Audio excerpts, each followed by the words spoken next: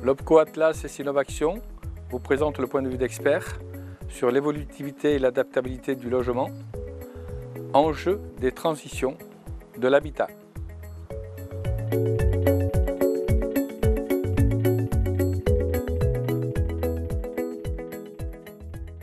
Alors moi je suis un acteur associatif très engagé dans le secteur du handicap, donc je suis au niveau local déjà président d'une association qui s'appelle Bien Vivre sans handicap et que j'ai créée pendant le premier confinement, qui regroupe un peu plus d'une centaine d'adhérents, mais qui a une vocation très locale, qui vise à créer du lien et donner de la visibilité au handicap.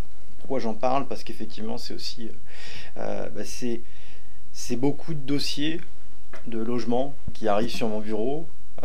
Beaucoup de discussions qu'on peut avoir, beaucoup d'accompagnement entre les municipalités et ces personnes en difficulté pour pouvoir justement travailler sur cette brique logement. Et on s'aperçoit que c'est quelque chose sur ce segment du handicap qui est très, très complexe. Et puis au niveau national, je suis vice-président de l'APHPP, donc qui est l'Association nationale pour la prise en compte du handicap dans les politiques publiques et privées. Donc on a pour vocation à porter le handicap dans toutes les thématiques de la société. On regroupe acteurs politiques, économiques et associatifs. Voilà, en quelques mots, ce que je peux faire, je m'occupe de toute la partie partenariat pour la PHPP. Quelles sont les grandes réflexions alors, déjà suite à une première loi qui a donné certaines choses donc, sur la conception des logements, sur l'approche urbanistique, les premiers enseignements que vous pouvez tirer, les éléments qui ont fait qu'il y a des choses qui ont été prises en compte, donc quels bénéfices on en a tiré, puis les freins qui restent aujourd'hui. Alors au niveau du handicap, on a notamment la loi Elan qui a été promulguée en 2019 et qui a apporté un certain nombre de choses positives et d'autres un peu moins positives. Alors je peux à très court terme, puisque je crois que lorsqu'on s'était rencontrés, on avait d'abord travaillé autour de cette loi-là, mais le sujet c'est que on a aujourd'hui une obligation d'avoir seulement 20% de logements dits accessibles dans une copropriété. Voilà, une copropriété qui sort de sol aujourd'hui, donc du bâti neuf, n'a obligation d'avoir que 20% de son logement au logement accessible. Alors, ce qu'on appelle accessible, c'est accessible au sens de la réglementation. On en reparlera peut-être tout à l'heure, mais c'est différence entre le terme accessible et adapté. Donc accessible qui va permettre à toute personne en situation de handicap, alors on va dire majoritairement moteur, mais de tout type de handicap, de pouvoir se déplacer, vivre naturellement comme tout le monde. S'orienter. Voilà, exactement. Donc aujourd'hui on est passé de 100% à 20%. Donc on a eu, parce qu'effectivement on en parlera aussi tout à l'heure, parce que moi si dans les réflexions, quand on parle de handicap, on va d'abord se poser la question de qui on parle. Donc est-ce qu'on va parler d'une personne âgée, donc en vieillissement? Est-ce qu'on va parler d'une personne handicapée qui sera moins âgée? Est-ce qu'on va parler d'un citadin? Est-ce qu'on va parler d'une personne qui vit à la campagne? Est-ce qu'on va parler et quel est le niveau social de la personne dont on va parler? Et je crois qu'effectivement aussi, même quand on parle d'adaptation, il y a aussi tous ces sujets-là qui vont derrière, puisque en fonction du niveau de vie de la personne, et on pourra en discuter un peu plus, mais en fonction du niveau de vie de la personne, on aura aussi des difficultés d'accès au parc privé. Et donc forcément, si on parle d'adaptation, on sera forcément sur du parc social, donc du coup forcément aussi un impact de l'État et des collectivités. Donc si on revient, donc on a cette partie-là, et puis après c'est vrai quand on va parler adaptabilité, bon, quand on va pouvoir parler aussi accès au logement, parce que j'aurais presque envie d'aller un peu plus loin que le terme simplement adaptation, c'est qu'on va parler d'accessibilité, on va parler de logement adapté, comme je pouvais le dire tout à l'heure, mais on va aussi, quand on parle d'accès au logement, on va aussi parler d'accès financier au logement. Et ça, ce sont des choses aussi qu'on ne peut pas forcément mettre de côté, puisqu'on va s'apercevoir que les choses sont quand même assez liées, que ce soit en termes de construction ou en termes de comment on accède, de qui on peut laisser accéder au parc, du coup, majoritairement public, si on est en train de parler de personnes en précarité financière. Donc je crois qu'on ne peut pas démarrer effectivement dans les réflexions, on ne peut pas démarrer, puis c'est vrai qu'on va retomber sur la loi Elan tout à l'heure, mais on ne peut pas démarrer sans parler de la situation économique des personnes que l'on va adresser. On a un vrai sujet là-dessus, puisque on a des prix de logement qui sont aujourd'hui très importants. Sur Paris, si on prend ne serait-ce que le prix au mètre carré, on a 10 500 € du mètre carré en moyenne, hein, ce qui veut dire que si je suis, simplifié, hein, si je suis une famille de 2 smicards, que j'ai envie d'avoir un appartement de 80 mètres carrés, de 2 personnes au SMIC, 2 enfants, 80 mètres carrés, bah, il me faut donc, sans avoir mangé, sans avoir dépensé le moindre euro pour s'habiller, il me faut déjà 27 ans pour pouvoir me payer mon logement. Donc, pourquoi je parle de ça?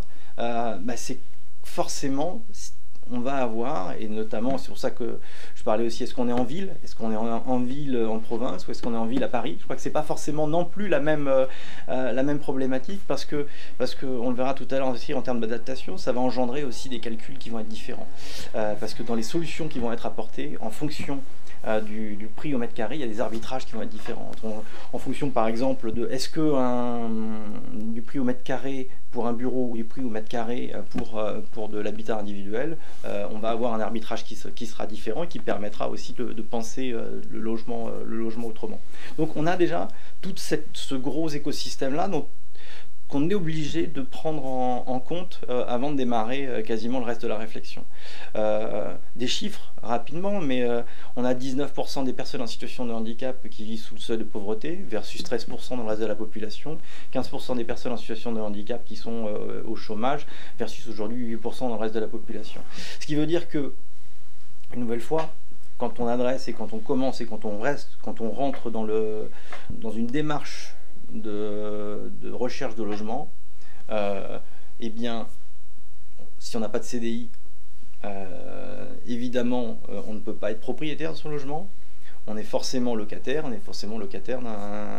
dans le parc social. Avec aussi, d'ailleurs, on s'apercevra que c'est pas forcément non plus toujours évident, parce qu'aujourd'hui, si vous n'avez pas un niveau de rémunération suffisamment important, même dans le parc social, c'est difficile on peut être amené dans des grandes villes riches à vous dire que vous n'avez pas suffisamment de revenus pour pouvoir vous loger.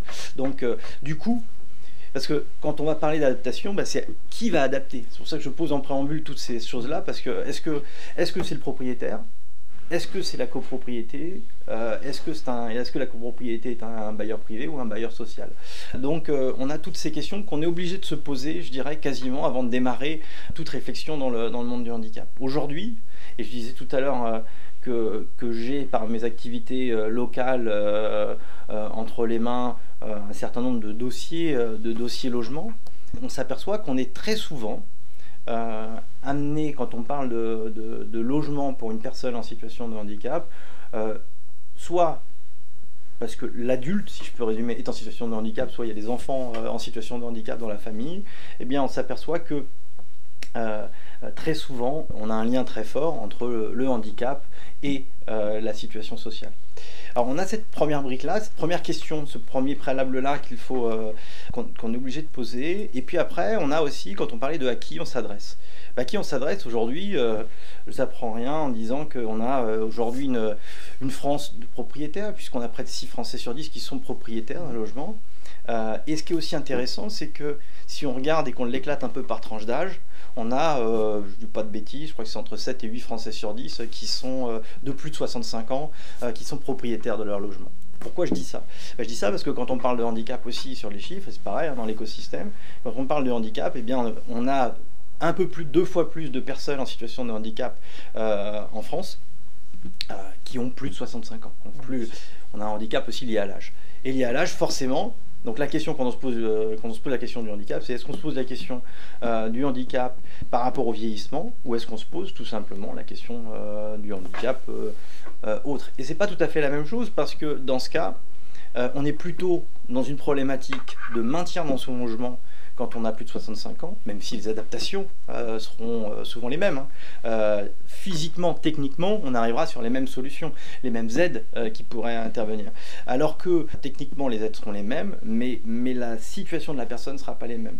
Puisque globalement, je parlais tout à l'heure, mais l'accès au parc privé, l'accès au parc social, l'accès au travail, etc., etc. Donc, quelque part, je dirais, et on pourra poser des questions, on pourra se poser ces questions-là, mais nous, on réfléchit aussi beaucoup à ces questions-là, c'est de se dire, ok, quand aujourd'hui, je prends un exemple, hein, mais quand sur le DALO, par exemple, DALO c'est droit au logement opposable, donc le DALO par exemple, il y a un critère handicap, mais le critère handicap n'est pas une condition prioritaire d'accès au logement. L'insalubrité est une condition prioritaire d'accès au logement. Là, typiquement, on est dans quelque chose où le législatif a aussi une part importante. Ça, ce sont des questions que nous nous posons à ce niveau-là. Donc là, on est déjà dans tout ce qui va être, on va dire, la partie, toute cette partie accès social. On ne va pas traiter ici le prix l'aspect prix au mètre carré, mais c'est vrai que c'est aujourd'hui comment on fait dans cette partie sociale, comment on fait pour pouvoir aussi donner accès au parc privé des personnes qui sont aujourd'hui en situation de handicap ou de santé précaire. Ça, ce sont des choses aussi très importantes, parce que en situation de handicap, enfin aujourd'hui, là on a vu le Crédit Mutuel qui a lancé il y a très peu de temps la suppression pour ses clients anciens du questionnaire santé, qui va être à notre sens une vraie amélioration, et on souhaite que ce soit élargi, démocratisé dans toutes les banques et pour tous les clients, parce que ça c'est un frein effectivement, puisque quand on ne peut pas avoir accès au crédit de par une situation de handicap, et 60% des handicaps sont liés à des maladies, donc on est dans un questionnaire santé qui sera très souvent défavorable à l'acheteur, et bien forcément on se positionne sur le parc locatif, et le parc locatif, aujourd'hui, on a un logement dans les grandes villes, on est sur un logement pour 10 ans, voire même un peu plus, donc le parc social se libère très peu. Une des questions qu'on peut se poser avant d'adapter le logement, c'est déjà mais comment on accède effectivement déjà à ce parc privé. Je crois que là on a aussi un rôle, il y a aussi des choses à faire, mais là d'un point de vue aussi réglementaire, législatif, pour pouvoir aussi garantir peut-être des aides sociales, garantir l'allocation adulte handicapé, hein, par exemple, qui est de 903,60 € par mois.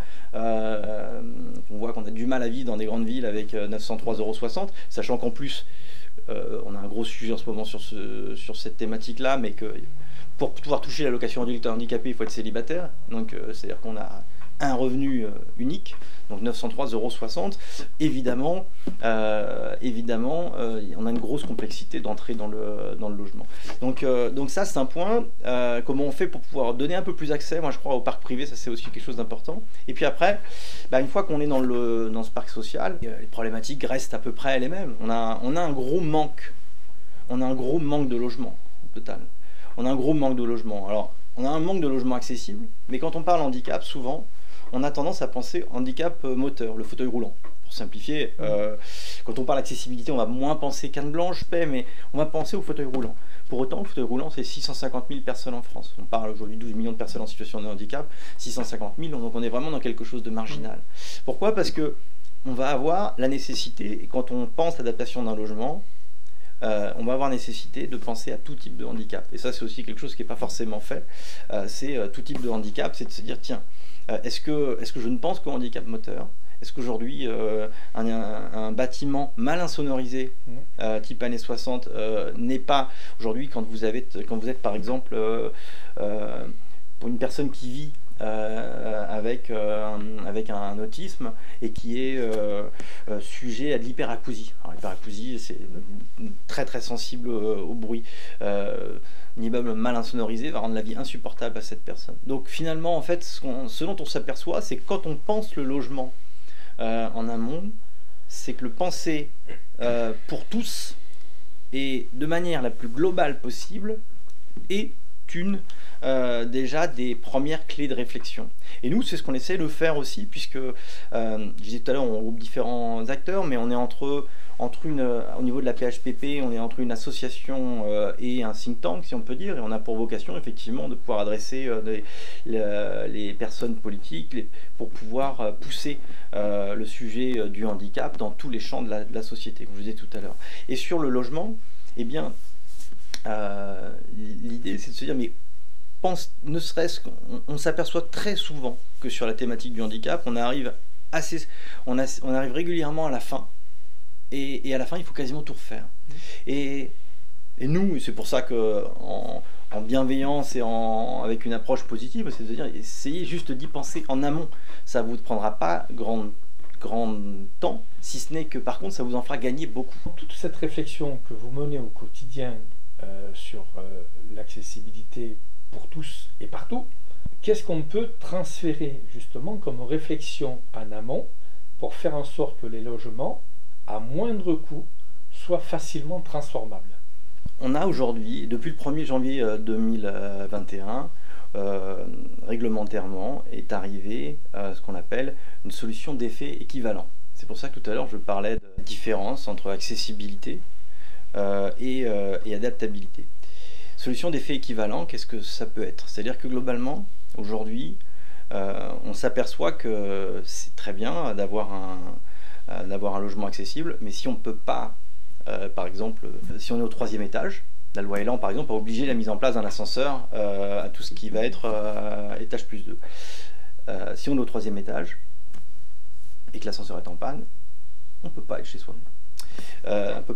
Et donc la solution d'effet équivalent, c'est de trouver une solution qui permet de pouvoir monter chez soi, peu importe que l'ascenseur soit en marche ou pas.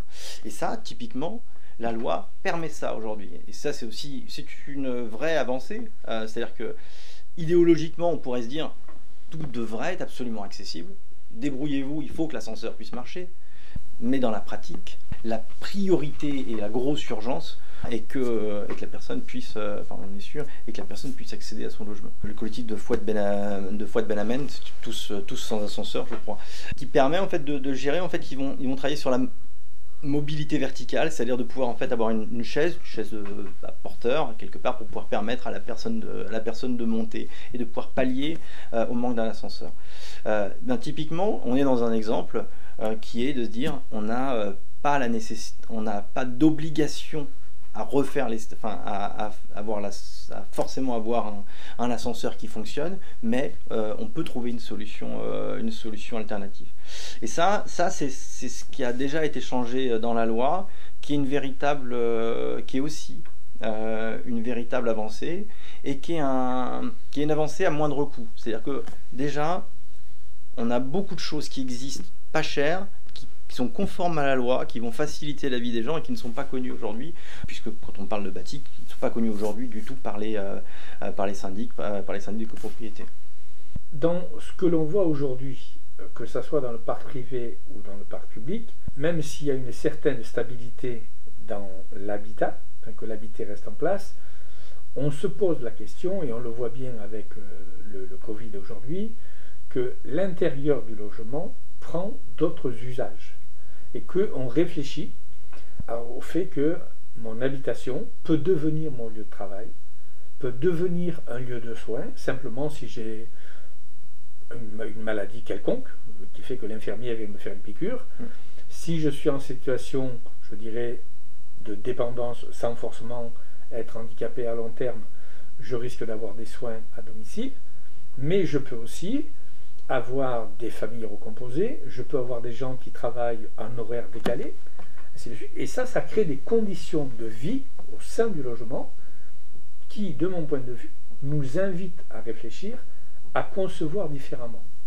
Et du coup, qu'est-ce qu'on pourrait récupérer de toute cette réflexion sur le handicap, tout au moins dans la construction neuve, après la réhabilitation c'est autre chose, qui pourrait nous aider? Dans les réflexions autour de tout ça, on a des réflexions en ce moment autour du logement inclusif. Logement inclusif, c'est le logement collectif. De quelle manière ça pourrait servir de mini-espace de coworking pour Monsieur Tout le Monde, je ne sais pas. Je ne sais pas, je ne vais pas aller jusqu'à cette question-là. Mais par contre, on est aussi en train de se reposer forcément aussi la question du local, de la vie, de reconnaître un peu son voisin, de rediscuter un peu avec. Du moins, c'est un des souhaits que je formule. Et c'est vrai que sur le logement collectif, il y a forcément une grosse réflexion en ce moment, il y a forcément quelque chose à faire là-dessus. Logement collectif, en logement inclusif, on l'appelle comme ça, au collectif, en quelques mots, qu'est-ce que c'est? C'est que c'est un petit nombre de personnes qui vont pouvoir utiliser un espace commun. Et ça, je crois que c'est quelque chose qui pourrait, à mon sens, aussi être une des clés, une des réflexions en tout cas, à ce qu'on énonçait en préambule tout à l'heure, c'est-à-dire aussi sur cette partie de coût du logement, et de avoir aussi, parce que l'intérêt par exemple du logement inclusif, c'est d'avoir aussi le personnel de soins, avec une pièce pour le personnel de soins qui peut être là régulièrement. Donc pour aujourd'hui, on disait tout à l'heure, 75% des plus de 65 ans sont propriétaires. On a aussi cette thématique-là qui est vraiment très proche, que ce soit le logement collectif, que ce soit lié à l'âge ou lié au handicap, on est quasiment dans la même réflexion. Après, là où on n'a pas encore la clé, c'est que on est encore dans des zones qui sont légèrement éloignées des centres-villes. Pourquoi? Parce que on ne trouve pas encore la rentabilité de là où j'en suis, d'un point de vue de réflexion. Je suis plus spécialiste du handicap que du logement, mais on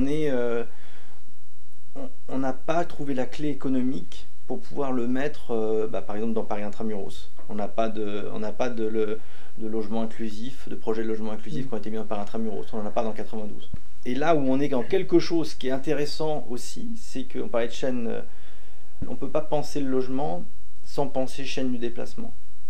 Parce que si vous ne pouvez pas, aujourd'hui, par exemple dans Paris, on a une seule ligne qui est accessible, seule ligne de métro, la ligne 14. Ce qui veut dire que de toute façon, si vous êtes forcément bloqué dans vos déplacements par le métro, mais si vous êtes en banlieue éloignée, c'est encore plus compliqué. Le fait de prendre la voiture peut éventuellement se faire, de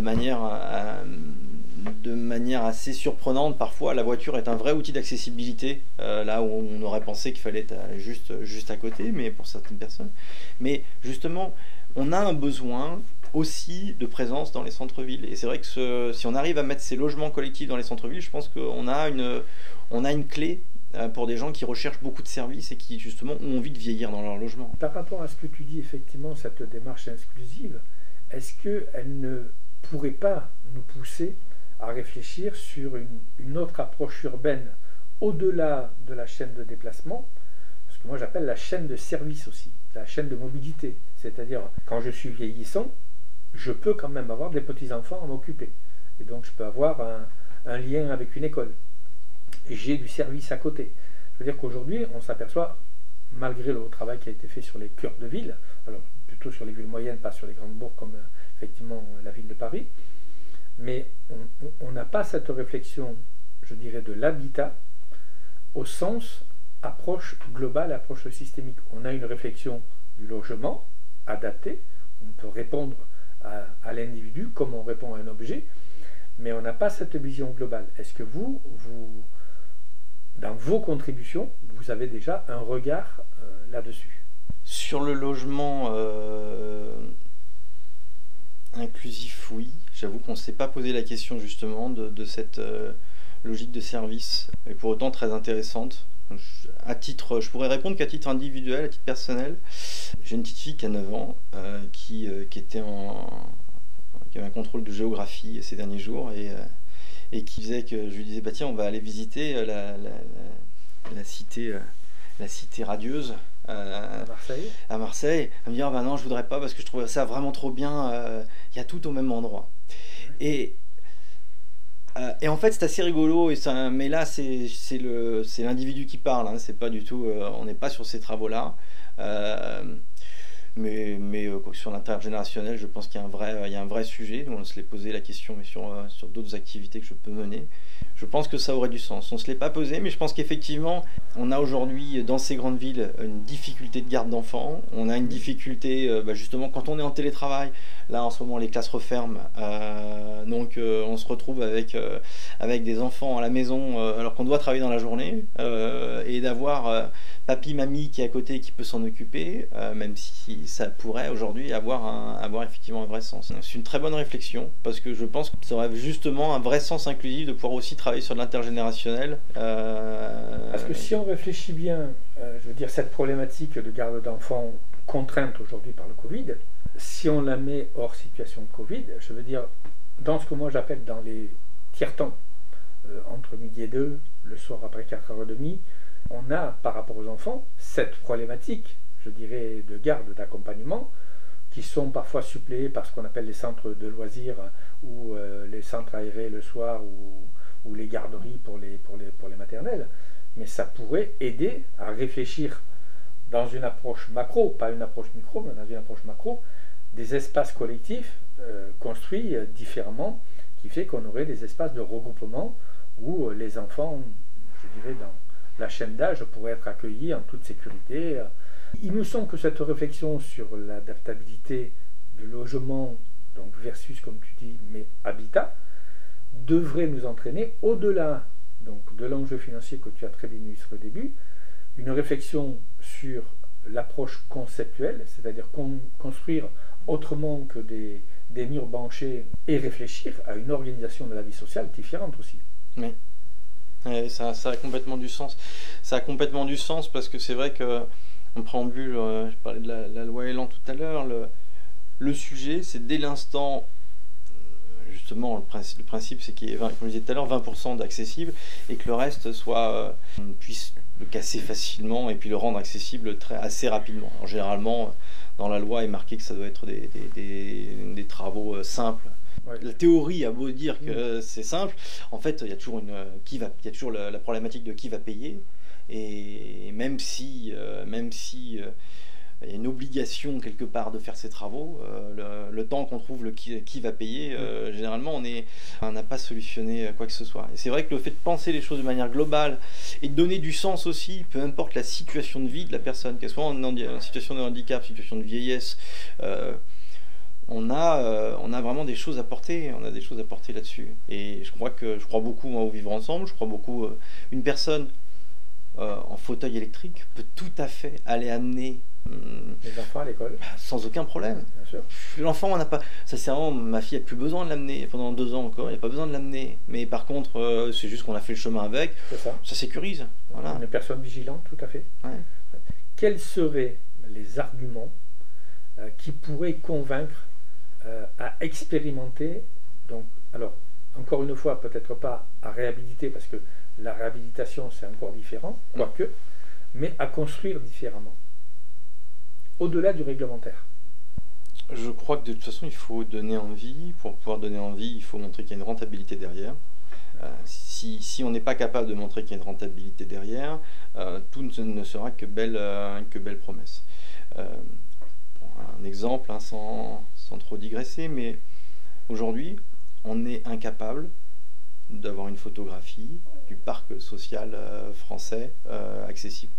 Pourquoi? Parce qu'on a demandé, je trouve que c'est le bon terme, on a demandé aux villes, via les commissions communales d'accessibilité, mais on a demandé aux villes de faire cette cartographie.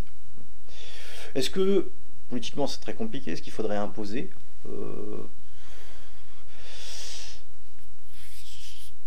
en tant que personne en situation de handicap, en tant que représentant de personnes en situation de handicap, j'aurais tendance à dire, j'aurais envie de dire oui. Est-ce que ça fonctionne dans la vraie vie? C'est pas toujours aussi simple que ce que l'on voudrait.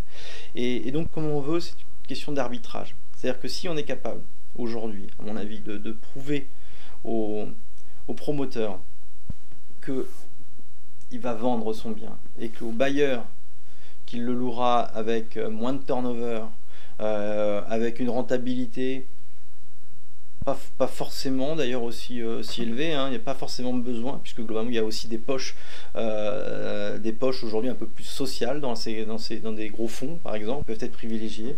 Je crois que sur cet aspect-là, que c'est une question de chiffres. Il faut montrer qu'il y a une rentabilité derrière, et puis il y a aussi des gens, et puis il faut se mettre en fait, comme tout projet, je crois que ma réponse, ça va être simple. Aujourd'hui, vous avez des associations en France qui sont prêtes, qui ont des gros moyens, car qui sont aujourd'hui en gestion de très grosses structures médico-sociales, et qui ont cette envie d'accompagner des collectivités dans ce type de projet. Je crois que si on se met autour de la table avec tous les types d'interlocuteurs, en disant quelle est la solution, et sortons quelque chose de terre, on arrivera à faire quelque chose. Mais je crois qu'il y a...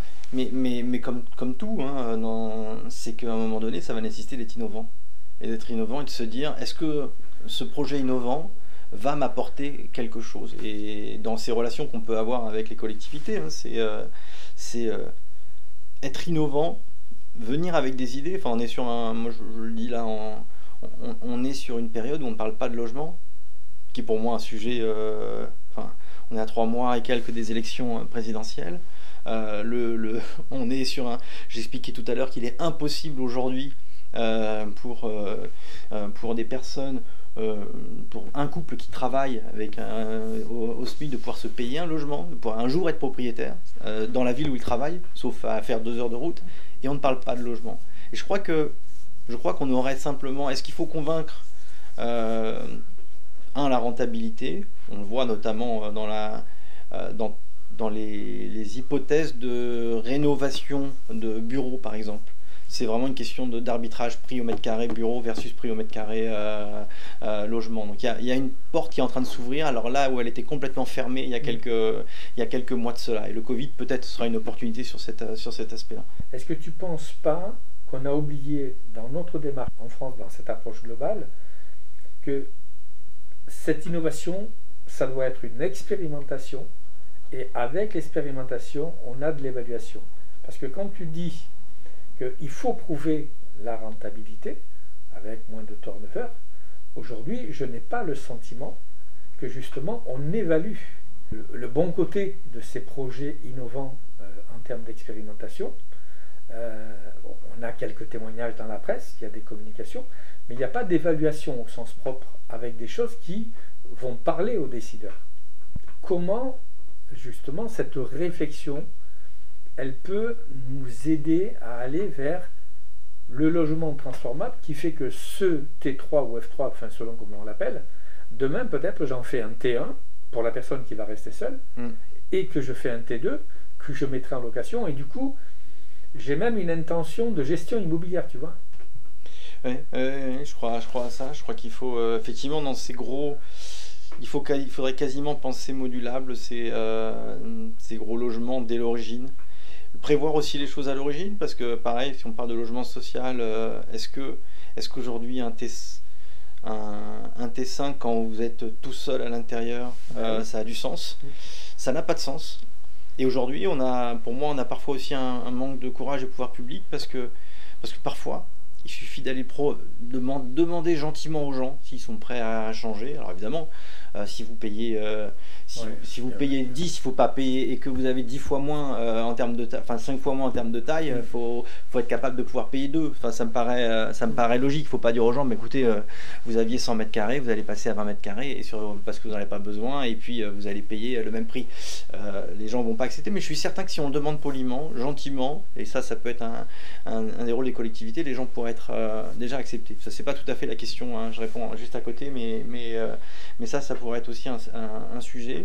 Je crois que ça pourrait, et pour rebondir sur la question de tout à l'heure, moi je crois aussi que ça pourrait être, on pourrait avoir une participation, notamment, enfin on a d'ailleurs, hein, c'est prévu aujourd'hui, que les prestations de compensation du handicap viennent, par exemple, participer à ce financement des logements collectifs, participer à l'aide-soignante qui va être là quasiment à domicile. Et c'est forcément plus rentable d'avoir une aide-soignante pour 5 ou 6 personnes que d'avoir pour une personne se déplacer à chaque fois. C'est des temps de transport en moins, puis une qualité de vie supplémentaire. S'il n'y a rien à domicile, avoir un véhicule qui vienne chercher et qui amène la personne faire les soins, donc multiplié par 5, moi je veux dire c'est 5 fois un transport, et on sait que les transports pour les personnes en situation de handicap, c'est un gros budget aujourd'hui. Tout à fait. Si tu avais 3 propositions sur lesquelles vraiment ça serait intéressant de réfléchir, en élargissant l'approche handicap à l'adaptabilité pour tout et partout, tout au long de la vie, donc avec ces évolutions de mode de vie. Parce que quand on dit par exemple, comme tout à l'heure, que la personne, si elle se retrouve seule, c'est pas nécessaire qu'elle soit dans un T3, elle peut être dans un T1 et j'ai un T2 de disponible, ça veut dire que ce T2, selon où je suis, c'est éventuellement un logement qui est, on va dire, adapté à un couple qui n'est pas ma famille, mais qui est vieillissant, qui est parti d'un truc qui est plus grand. Enfin, je veux dire, voilà, j'ai un jeu de choses musicales, ou ça peut être des étudiants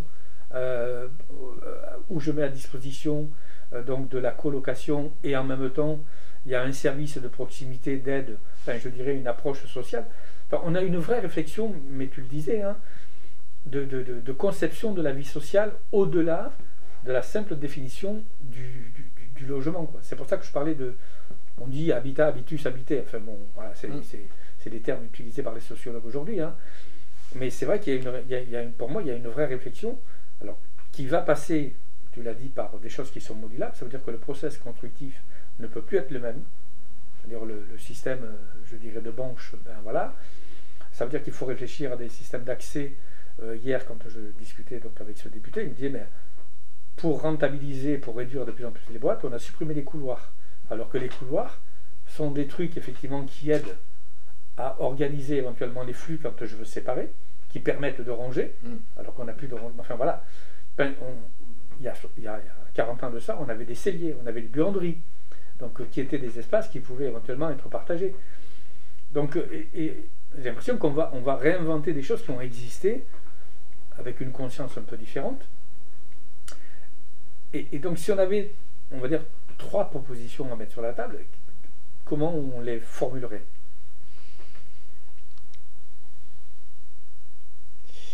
Sur cette partie-là, moi, si je suis plus dans le bâti, on va dire, plus que dans le social, je serais.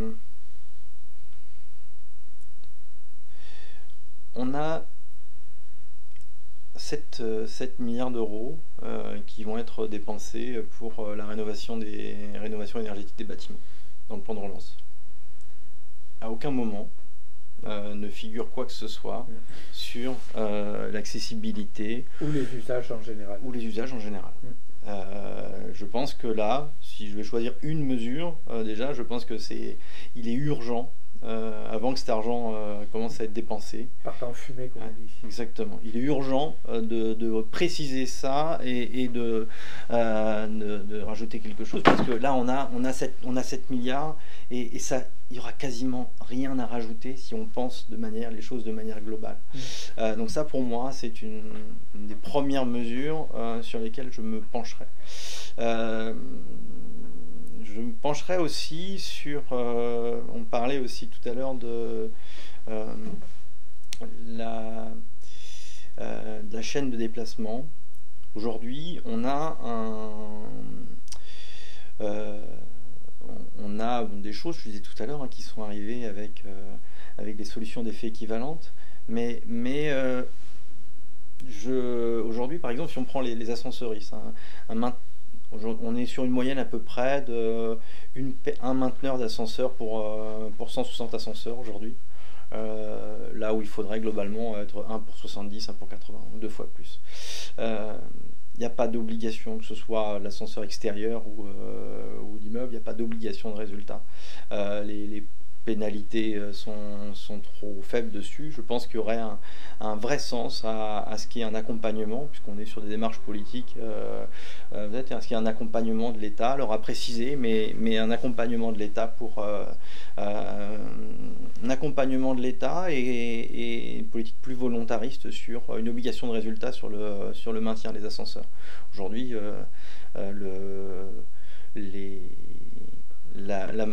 le déplacement vertical, c'est le premier moyen de transport au monde. Donc, l'électricité, par exemple, j'ai un abonnement à l'électricité, ça me permet d'éclairer. Il y a une panne, il y a une obligation de service de la part du prestataire, du fournisseur. Pourquoi ça ne marcherait pas pour les ascensoristes, puisque c'est eux qui permettent le déplacement, qu'il soit verticalisé ou même horizontalisé. Est-ce que c'est nécessaire? Je dis pas pour te contrarier, mais est-ce que c'est nécessaire que, puisqu'ils ont vendu un matériel dont ils disent qu'il va marcher, qu'on leur donne des sous en plus? Non. Non, je suis assez d'accord. Je pense que justement, et c'est pour ça que je parlais de solutions d'effet équivalent, je pense que si on peut apporter quelque chose, c'est peut-être dans la formation. On a certaines collectivités territoriales, notamment dans Seine-Saint-Denis, qui ont démarré avec ces solutions palliatives aux ascenseurs. Et là, en fait, ce qu'il faut, parce qu'en fait, avant de transporter une personne, si on transporte une personne qui part pour dialyse ou une personne qui vient de se casser le col du fémur, on n'est pas dans le même transport. Il y a besoin de pouvoir former, parce que c'est une personne qui va former une autre. Et là, on est dans le lien social aussi, c'est que dans l'immeuble, on peut se dire, il faut absolument que ça change au niveau des ascenseurs. C'est vrai qu'il faut que ça change, parce que c'est un véritable scandale. Pour autant, si on doit demain venir sur une proposition, on a des solutions techniques qui permettent de pallier à ces manques-là. Donc moi, je suis tout à fait d'accord qu'on devrait avoir sûrement des pénalités de retard un peu plus importantes, mais est-ce que c'est suffisamment incitatif? Clairement non. Quand vous êtes 15 jours sans ascenseur, c'est que c'est pas suffisamment incitatif. Donc on peut quasiment être certain. Donc là, moi ici, sur cet aspect-là, je serais d'accord. Je pense qu'il y a des solutions palliatives aussi, qui sont justement qui sont intéressantes pour pouvoir faire en sorte que le voisin puisse aussi transporter l'autre, parce que si jamais ça tombe en panne, comment on fait? Et puis on a aussi une vraie question, c'est que qu'est-ce qu'on choisit, puisqu'on est en train de parler de nouveaux logements, de nouveaux bâtiments, qu'est-ce qu'on choisit comme type d'ascenseur? Si vous faites, de ce que j'en sais, mais si on fait 50 000 km par an avec une voiture entrée de gamme, elle fera pas les 50 000, elle sera morte vite. Et a priori, on choisit pas forcément, quand on raisonne aussi peut-être au coût le moins important. Donc ça, c'est un sujet. Je pense qu'il y a une obligation de résultat à apporter effectivement sur cet aspect-là. Et puis le troisième aspect, moi j'irais quand même sur cette puisque j'irais sur cette question de la rénovation, de la réhabilitation du parc de bureaux. Je pense que je pense qu'on n'est pas très loin. Je pense qu'on n'est pas très loin. Je pense qu'on a aujourd'hui le Covid et de toute façon, même si on le sait, beaucoup de chefs d'entreprise aujourd'hui sont pas fans du full télétravail, mais il restera quelque chose. Il restera obligatoirement au moins 2 jours par semaine, parce que c'est quelque part on s'en est aperçu, c'est un vrai gain de productivité pour tous, un vrai gain aussi pour limiter le turnover dans l'entreprise, un vrai gain en termes de qualité de vie. Enfin, je crois qu'il restera quelque chose de ce travail à distance, ce qui veut dire que on ne remplira pas tous ces bureaux vides aujourd'hui. Je crois on le remplira pas, et on les remplira pas, et en plus, dans certains endroits, donc je choisirais certaines zones, pas forcément des bureaux excentrés, mais je choisirais une couronne très proche des zones des cœurs de ville, puisque c'est des zones d'activité, là où il y a les services, parce que si c'est pour aller transformer des logements, des bureaux en logements, là où il n'y a pas de service, ça n'a aucun sens pour moi. Mais j'impacterai sur cette transformation, parce que je pense que là on a une vraie solution, un vrai début de solution à notre problématique de logement. Et en plus aujourd'hui on est clair dessus, aujourd'hui on a un frein, parce que c'est pas toujours économiquement viable. Il est plus viable de casser et de refaire, selon les promoteurs. Pour autant, c'est là où, à mon sens, on doit pouvoir avoir un certain courage, parce que écologiquement, on ne me fera pas croire que c'est plus intéressant de casser et de reconstruire que de réhabiliter. Et deux, ce sont, puisqu'on est sur la thématique de l'accessibilité, ce sont des bureaux qui sont presque tous, quand je prends la Défense à côté, hein, qui est le premier quartier d'affaires d'Europe maintenant que l'Angleterre est sortie de l'Union européenne, la Défense à côté, ce sont les tours, ce sont des tours qui sont accessibles. Si ce n'est qu'on n'a pas beaucoup de services autour. On a des services importés.